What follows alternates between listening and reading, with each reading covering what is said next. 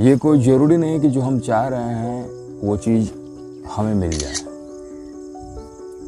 अगर आपको वो चीज़ मिल जाती है इसका मतलब आप बहुत खुशनसीब हैं कि आप जो चाह रहे हैं कुदरत भी वही चाह रही है। और इसमें दुखी होने की आवश्यकता नहीं है कि आपकी चीज़ें पूरी नहीं हो पा रही हैं। हो सकता है कि आपकी चाह उस अनुरूप न हो जिस अनुरूप वो चाहिए।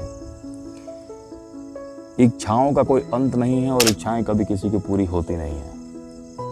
ये मेरी अभी उम्र उतनी नहीं है कि मैं आपको ये बता पाऊँ, लेकिन जितना मैंने किताबों में पढ़ा है ये साफ साफ समझ में आता है कि कितने भी महान ऋषि मुनि या कितने भी महान राजा क्यों ना हो, उनकी इच्छाएं कभी पूरी हुई नहीं है और आगे भी नहीं होंगी, क्योंकि हम सब भगवान के हाथ के खिलौने हैं। भगवान राम के पिता दशरथ जी तो थे, वो इक्ष्वाकु वंश के एक बहुत ही महान सम्राट थे और उनकी 3 रानियां थी। एक विशाल महल था, चारों तरफ उनका साम्राज्य फैला हुआ था, पर उनकी भी कुछ इच्छाएं पूरी नहीं हो पा रही थी। समय बीतता जा रहा था, वो बुजुर्ग होते जा रहे थे। उस ढलते हुए उम्र के पड़ाव पर उनकी ये चिंता थी कि आखिर उनका ये वंश संभालेगा कौन, इस पूरे साम्राज्य का वारिस कौन बनेगा। 3 रानियां होने के बावजूद उनका कोई एक भी पुत्र नहीं था।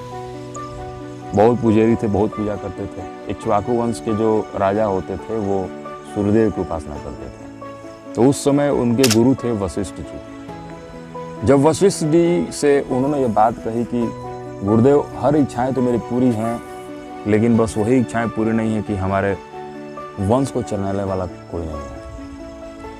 और वशिष्ठ जी ने गणना किया तो बताया कि तुम्हारी इच्छा अवश्य ही पूरी होगी और तुरंत ही पूरी होगी। तुम्हें पुत्र प्राप्ति के लिए पुत्र कामेष्टि यज्ञ करना पड़ेगा। इसके लिए तुम्हें श्रृंगी ऋषि के पास जाना पड़ेगा। श्रृंगी ऋषि के बारे में मैं आपको कभी किसी और वीडियो में बताऊंगा। बस इतना बता दूं कि श्रृंगी ऋषि बहुत ही महान और तेजस्वी ऋषि थे और उनसे मिलने के लिए दशरथ जी नंगे पांव उनके आश्रम तक गए और उन्होंने उनसे रिक्वेस्ट करके ये कहा कि आप चलिए पुत्र कामेष्टि यज्ञ मेरे लिए कीजिए ताकि मुझे पुत्र की प्राप्ति हो। अब दूरदृष्टि होने के कारण उनको भगवान की मंशा पता थी कि भगवान विष्णु को नीचे आना था और श्री राम रूप में आना था, इसलिए उन्होंने पुत्र कामेष्टि यज्ञ को पूरा करने का आह्वान किया। वो निकले, पुत्र कामेष्टि यज्ञ हुआ और उस यज्ञ में से अग्निदेव प्रकट होते हैं और अग्निदेव प्रकट होने के बाद वो एक खीर प्रसाद रूप में देते हैं और राजा को कहते हैं कि तुम ले जाओ और अपने 3 रानियों को दे देना। 3 रानियों को देने के लिए जब राजा निकलते हैं तो सुमित्रा जी जो होती हैं वो कहीं किसी कारणवश नहीं आ पाती हैं, केवल 2 रानियां को वो खीर मिलती है। और जब वो रानियां खाने वाले होती हैं, कौशल्या जी और माँ कैकेयी की, उनको ये ख्याल आता है कि सुमित्रा भी तो है, आखिर सुमित्रा को कौन खिलाएगा।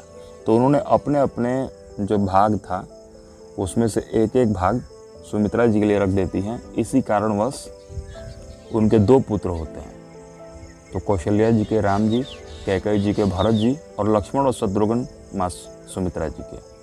तो ये थी कथा भगवान राम जी के जन्म की और इससे जुड़ी है हनुमान जी की कथा।